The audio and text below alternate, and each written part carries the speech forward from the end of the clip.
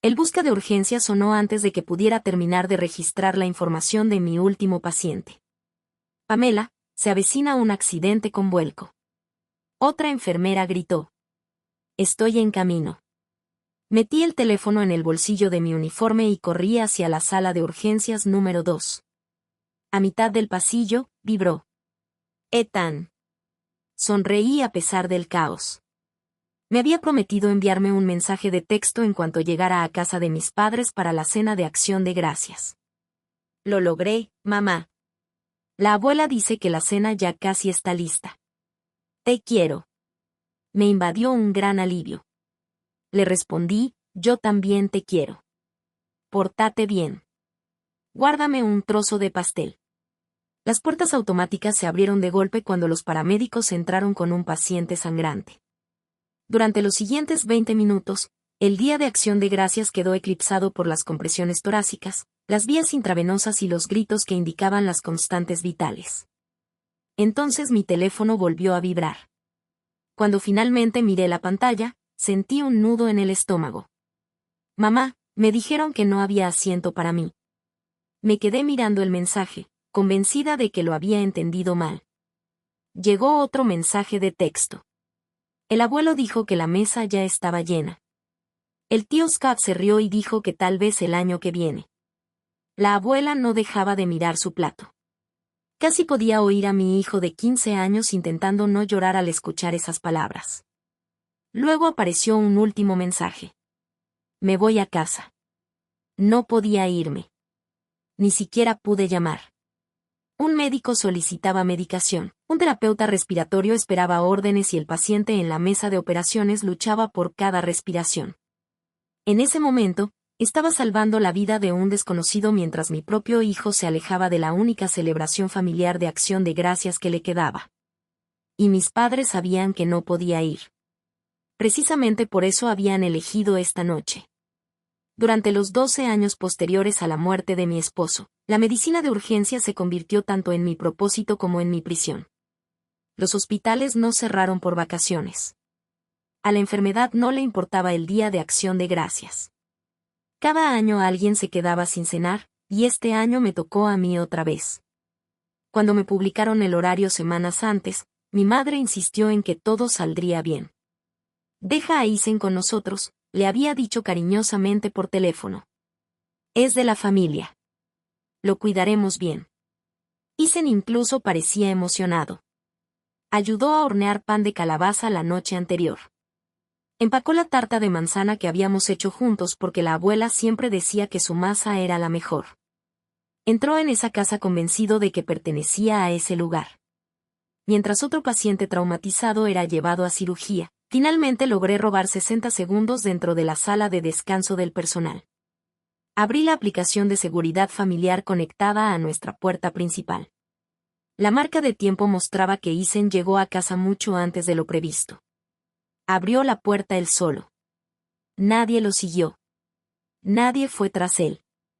Lo vi colocar el pastel intacto sobre la encimera de la cocina antes de abrir la despensa.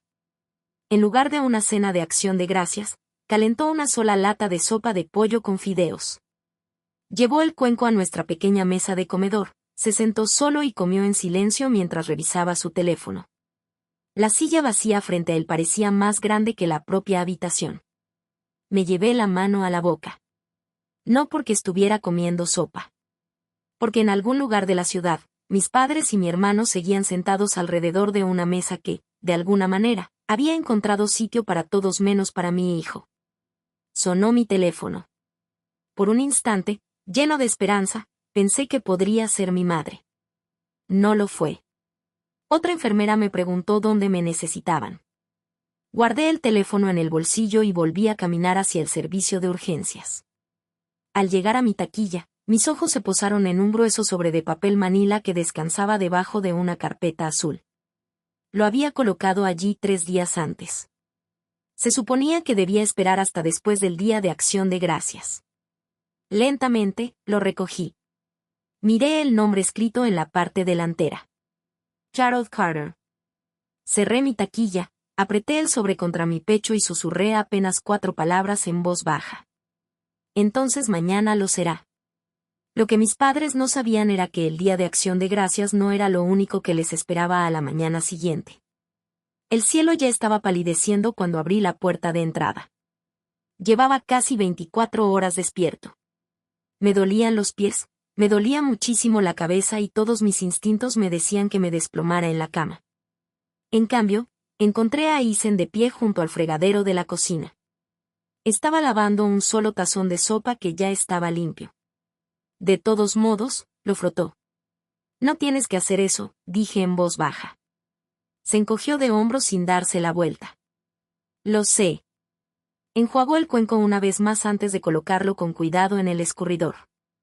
Solo entonces me miró a la cara. Él sonrió. Era el tipo de sonrisa que ponen los niños cuando intentan hacerles la vida más fácil a sus padres. ¿Qué tal el trabajo? Lo miré fijamente. Mi turno no importa. Sí, lo hace. No, dije en voz baja. Hoy no. Por un momento, ninguno de los dos habló. La casa se sentía extrañamente silenciosa sin los sonidos de la cena de acción de gracias que debería haberse celebrado. Me acerqué. ¿Qué pasó? Isen bajó la mirada hacia el suelo de la cocina. Llegué temprano, como me pidió la abuela. Cruzó los brazos con fuerza sobre el pecho. Ya estaban todos allí.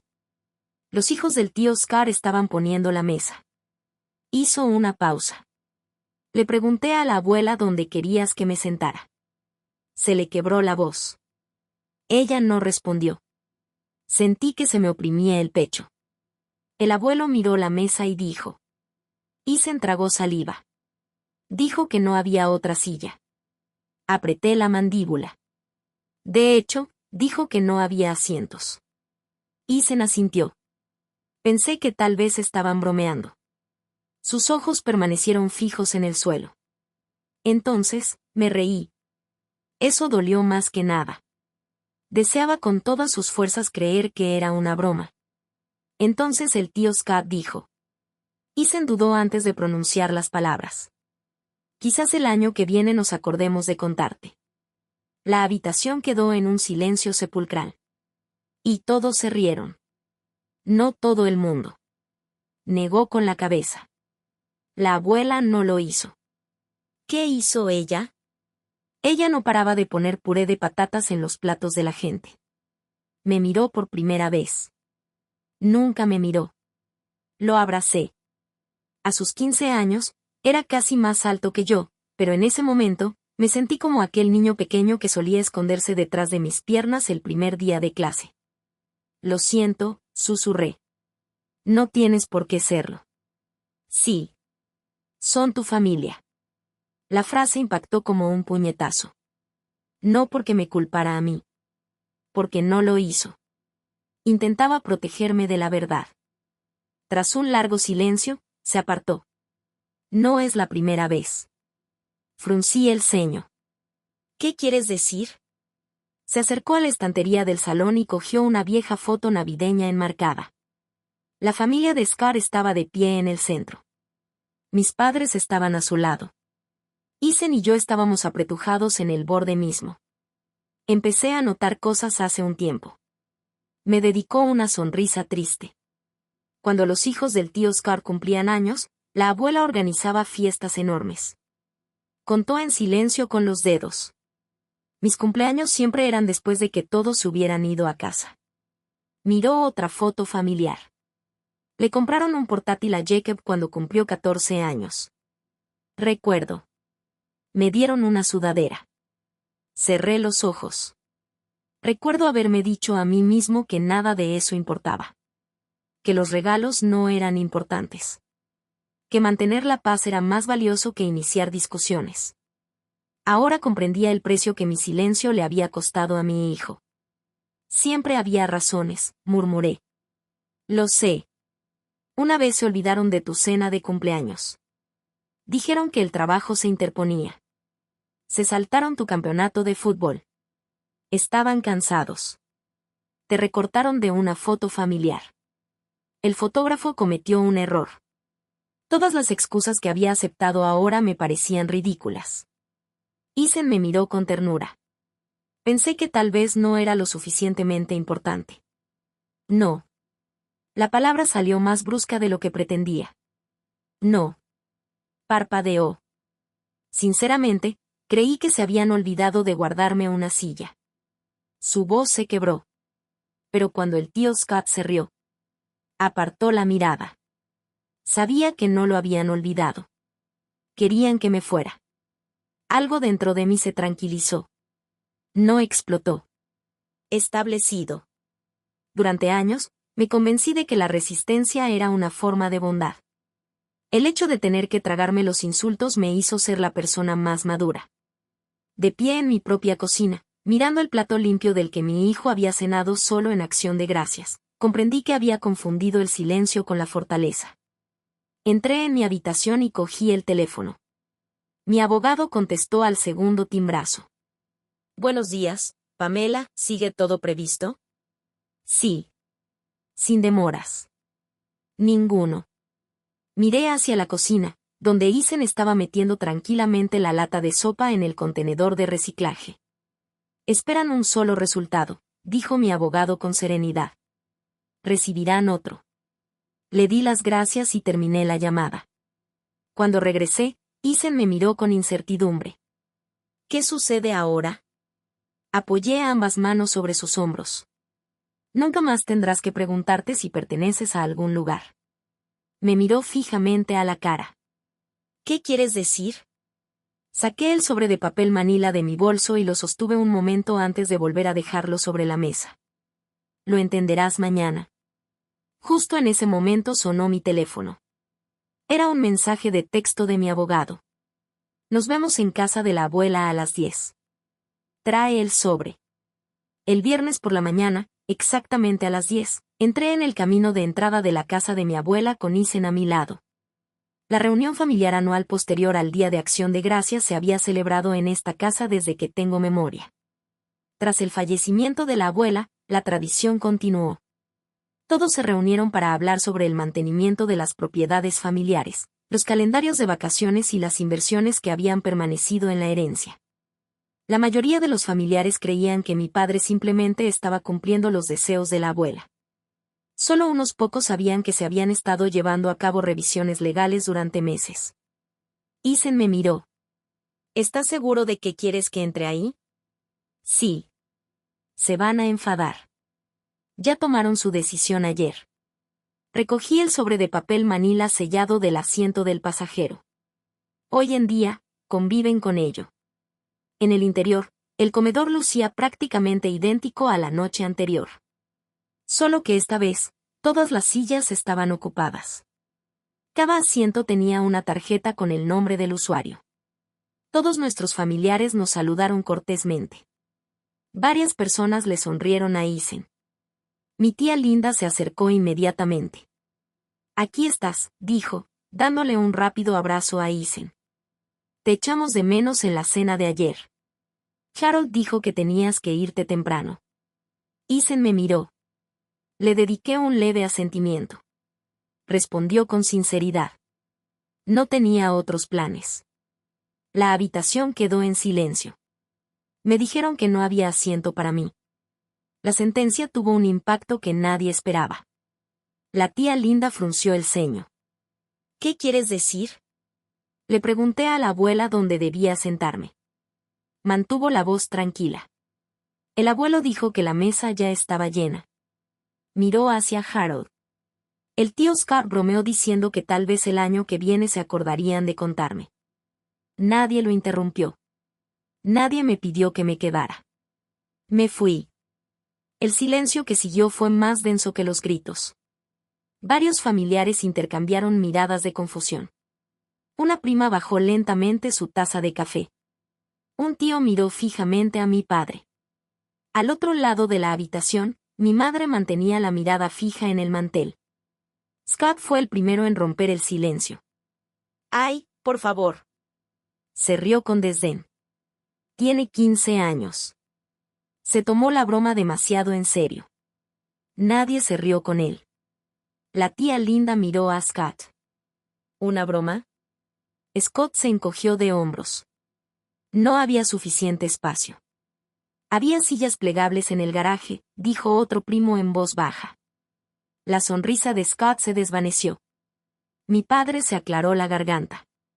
Centrémonos en la reunión sobre la herencia. Finalmente hablé. No. Todas las cabezas se volvieron hacia mí. Nos mantendremos enfocados en la verdad.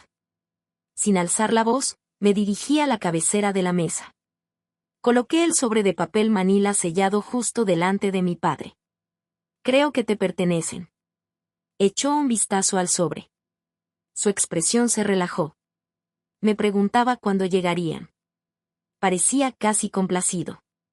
Varios familiares supusieron que se trataba de un trámite legal rutinario relacionado con la herencia. Scott se recostó con confianza. Mira, dijo, primero los negocios. Mi padre abrió el sobre. Retiró el primer documento. Lee una línea. Luego otro. El color desapareció de su rostro. Su sonrisa confiada desapareció. ¿Qué? Apenas se oía su voz. Scott extendió la mano por encima de la mesa. Déjeme ver. Tomó los papeles. Sus ojos recorrían rápidamente las páginas. La expresión de suficiencia que había mantenido durante toda la mañana se transformó en incredulidad. Pasó al siguiente documento. Luego otro. Su respiración se aceleró notablemente. Me miró. ¿Y qué es esto? Lo miré a los ojos con calma. Los documentos hablan por sí solos. Alrededor de la mesa, los familiares se inclinaron hacia adelante, intuyendo que aquello era mucho más que un simple trámite burocrático. Scott pasó otra página. Sus manos comenzaron a temblar. Miró a mi padre. Ninguno de los dos habló. Por primera vez en años, ninguno de los dos parecía saber qué decir. Entonces mi padre se puso de pie tan bruscamente que su silla se estrelló contra el suelo de madera. Esto no puede ser legal. La voz de mi padre resonó en el comedor. Esto no puede ser legal. Nadie se movió. El único sonido que se oía era el de su silla volcada meciéndose una vez antes de quedar inmóvil. Scott golpeó los papeles contra la mesa. Ella nos tendió una trampa. No, respondí con calma. Seguí las instrucciones de la abuela. Lo habéis estado planeando a nuestras espaldas. Antes de que pudiera responder, la puerta principal se abrió. Todos se giraron. Mi abogado entró llevando un maletín de cuero. Lo habían invitado precisamente para este momento. Buenos días, dijo con calma. Disculpen la interrupción. Mi padre le señaló con un dedo tembloroso. Tú. El abogado asintió cortésmente. Señor Carter. Se acercó a la mesa, dejó su maletín y sacó varias carpetas cuidadosamente organizadas. Creo que todo el mundo merece una explicación clara. Nadie habló mientras él repartía las copias a los familiares sentados alrededor de la mesa. Mi padre se negó a tocar el suyo. Scott agarró su ejemplar y comenzó a hojearlo. Esto es ridículo, murmuró Scott. No lo es, respondió el abogado. Todo lo que aquí se incluye ya ha sido revisado y aprobado. Miró a su alrededor. Varios años antes de que la señora Eleanor Carter falleciera, le preocupaba la administración del resto de su patrimonio. Un murmullo se extendió alrededor de la mesa. Mi tía Linda frunció el ceño. ¿Preocupado por qué? El abogado abrió una de las carpetas. Ella notó que se tomaban decisiones financieras repetidas que beneficiaban solo a ciertos miembros de la familia. Scott interrumpió inmediatamente. Eso es mentira. El abogado ni siquiera lo miró. Está documentado. Deslizó varios resúmenes financieros sobre la mesa. La señora Carter solicitó una revisión independiente antes de realizar modificaciones a su patrimonio. Mi padre se cruzó de brazos. Ella confiaba en mí. Sí, lo hizo, respondió el abogado. Hasta que los registros dejaron de coincidir. Con calma, señaló el primer documento. Durante varios años, los fondos destinados al mantenimiento de la propiedad familiar fueron desviados. Otra página. Las distribuciones fiduciarias superaron los límites autorizados. Otro. Las cuentas de la sucesión cubrieron gastos no relacionados con los asuntos de la misma. Cada página contenía fechas, registros bancarios, recibos, autorizaciones. Nada dramático. Solo hechos. Los hechos, sin embargo, no podían contradecirlos. Al otro lado de la mesa, uno de mis primos susurró lentamente. Recuerdo cuando la abuela decía que las reparaciones se retrasaban constantemente. Otro familiar añadió. Y ella no paraba de preguntar dónde había ido a parar el dinero. Piezas que nunca habían tenido sentido de repente encajaban. Scott apartó los papeles. Se trata de un negocio familiar privado. No, dijo la tía Linda en voz baja. En el momento en que se hizo un mal uso del dinero familiar, el asunto se convirtió en asunto de todos. Scott la miró con incredulidad. ¿Tú también? Ella no respondió. Mi padre finalmente se volvió hacia mí. Así que, de eso se trata. Su voz se endureció. ¿Venganza? ¿Para el Día de Acción de Gracias? Negué con la cabeza. No. Nos hiciste pasar vergüenza porque Isen se sintió ofendido. Junté las manos con calma frente a mí. La auditoría comenzó hace meses. Parpadeó. ¿Qué? Este proceso comenzó mucho antes del Día de Acción de Gracias. Miré alrededor de la habitación. Mi intención era esperar hasta después de las vacaciones para entregar los documentos. Scott frunció el ceño. ¿De qué estás hablando? No quería que los asuntos legales arruinaran el Día de Acción de Gracias. Silencio. Ayer cambió una cosa. Todos me miraban. Me di cuenta de que no estaba protegiendo a esta familia al esperar. Miré directamente a mi padre. Estaba protegiendo a las personas que estaban lastimando a mi hijo. La habitación se sentía diferente ahora. No más alto.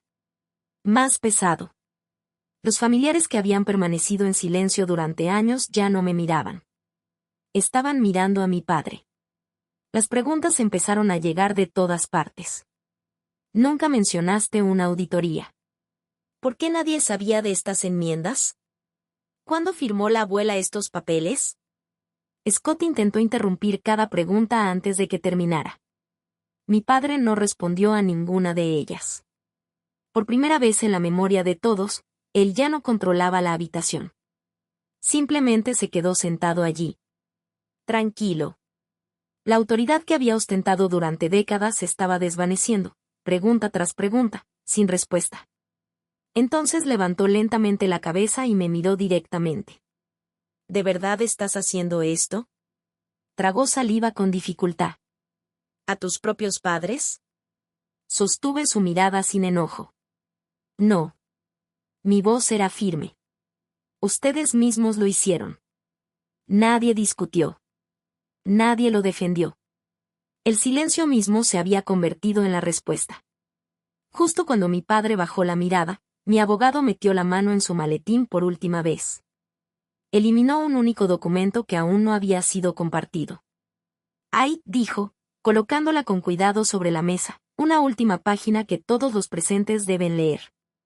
Todas las miradas en la sala se dirigieron hacia él. Mi abogado esperó a que la sala quedara en completo silencio antes de deslizar el documento final al centro de la mesa. Esta, dijo, es la última modificación al testamento de Elena Carter. Mi padre fue el primero en cogerlo. Le temblaba tanto la mano que casi se le cae la página. Scott se inclinó sobre su hombro. Mientras leían, ninguno de los dos habló. Luego mi abogado se dirigió a los presentes.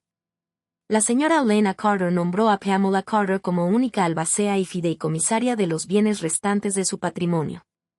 Un murmullo de asombro colectivo se extendió por el comedor. Continuó antes de que alguien pudiera interrumpirlo. El nombramiento entró en vigor legalmente hace varias semanas, una vez finalizada la auditoría independiente y aceptadas las conclusiones por el tribunal. Abrió otra carpeta. El señor Harold Carter y el señor Scott Carter han sido destituidos de forma permanente de toda autoridad en lo que respecta a los bienes de la herencia, las inversiones y las futuras distribuciones. Scott levantó la vista tan rápido que su silla rozó el suelo. No. Se giró hacia mí. No puedes simplemente tomarlo todo.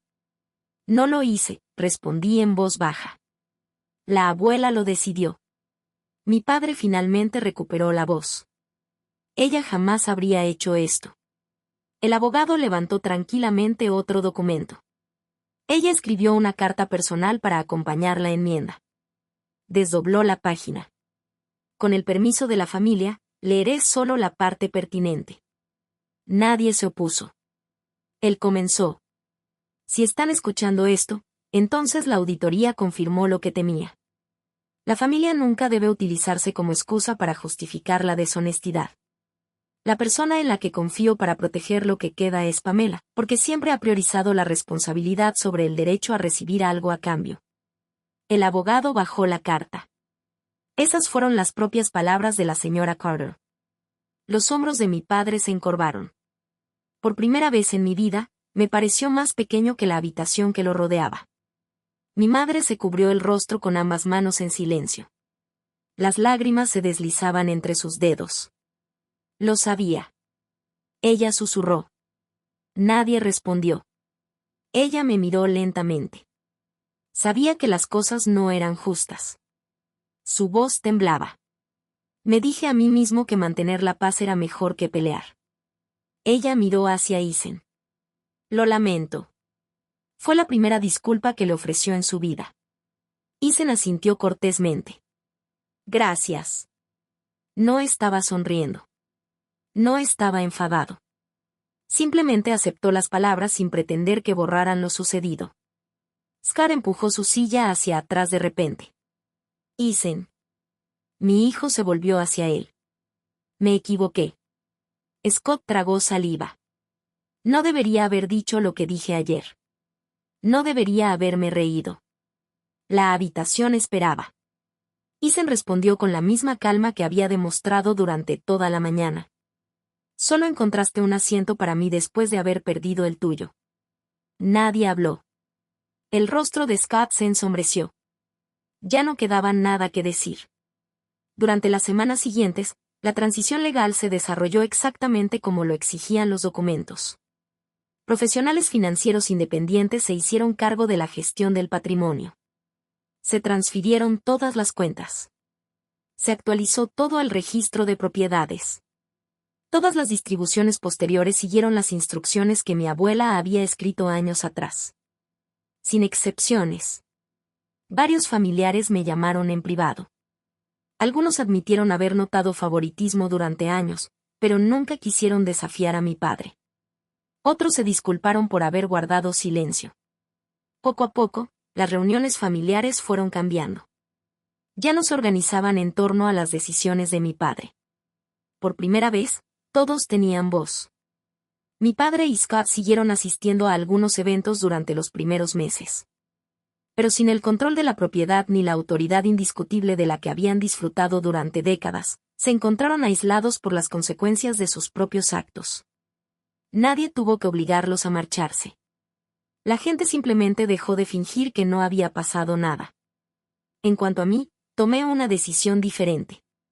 Corté todo contacto con cualquiera que creyera que proteger las apariencias era más importante que proteger a mi hijo. No fue fácil, pero fue pacífico. Un año después, el Día de Acción de Gracias no se parecía en nada a como había sido antes. Yo no trabajaba ese día festivo. Nuestra casa no era grande. La mesa del comedor no combinaba. Las sillas fueron prestadas de los vecinos. Nada de eso importaba. Algunas enfermeras del servicio de urgencias llegaron después de terminar sus turnos. El anciano que vivía enfrente trajo panecillos caseros. Mi tía Linda llegó con un guiso de batata. Un par de primos vinieron con sus hijos.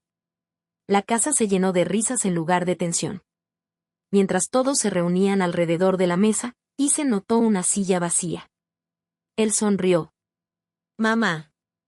Levanté la vista después de dejar el pavó sobre la mesa. Sí. ¿Por qué hay un lugar extra?